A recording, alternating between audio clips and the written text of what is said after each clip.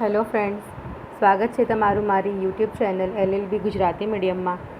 એની પહેલાંના વિડીયોમાં મેં તમને LLB સેમ 2ના પેપર 109ના જે IMP પ્રશ્નો છે તેના વિશેની માહિતી આપી હતી. હવે આ વિડીયોમાં હું તમને LLB સેમ 1ના પેપર 1110 એટલે કે 110 કંપની લો વિશેની જાણકારી આપીશ.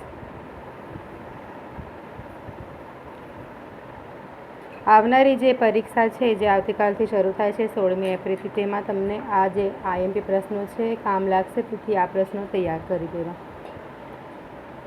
કંપનીના આદ્ય સ્થાપકોના હકો, ફરજો અને જવાબદારી જણાવો. પહેલું પ્રશ્ન છે, આ જે પ્રશ્ન છે 2018, 19 અને 21 અને 23માં પૂછાયો હતો.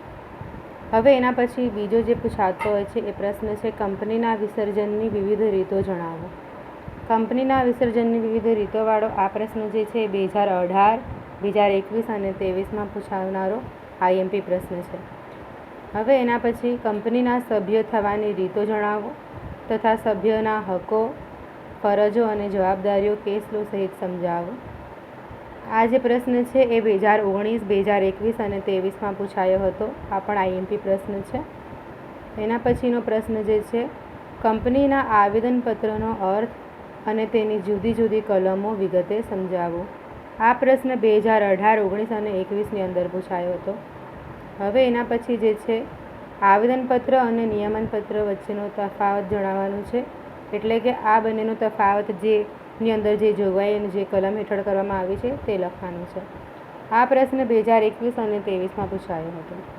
હવે આ જે જેટલા પણ મેં તમને પ્રશ્ન કીધા એ બધા 25 માર્ક્સમાં પૂછાઈ શકે છે. મોટા પ્રશ્નો છે. હવે ટૂંક નોંધ તરીકે પૂછાતા IMP પ્રશ્નો વિશે હું તમને જાણકારી આપીશ.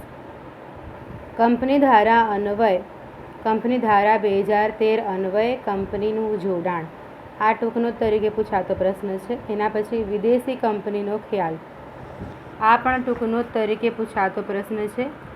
એના પછી જે છે કંપનીના ઓફિશિયલ લિક્વિડેટરની વ્યાખ્યા, કંપનીના ઓફિશિયલ લિક્વિડેટરની ફરજા દરમિયાનની સત્તા અને ફરજો, આ પણ ટૂંક નોંધ તરીકે પૂછાતો પ્રશ્ન છે. આ જેટલા પણ મેં તમને પ્રશ્નો કીધા એ આવનારી જે છે આવતીકાલથી જે શરૂ થવાની છે એ પરીક્ષામાં પૂછાઈ શકે તેવા IMP પ્રશ્નો છે. એટલા માટે આ પ્રશ્નો જે છે એ તૈયાર કરી લેવા. જો તમને મારો વિડીયો ગમ્યો હોય તો મારા વિડીયોને લાઈક કરજો, શેર કરજો, કમેન્ટ કરજો અને મારા ચેનલને સબસ્ક્રાઈબ કરજો. Thank you for watching. Bye bye. All the best for your exams.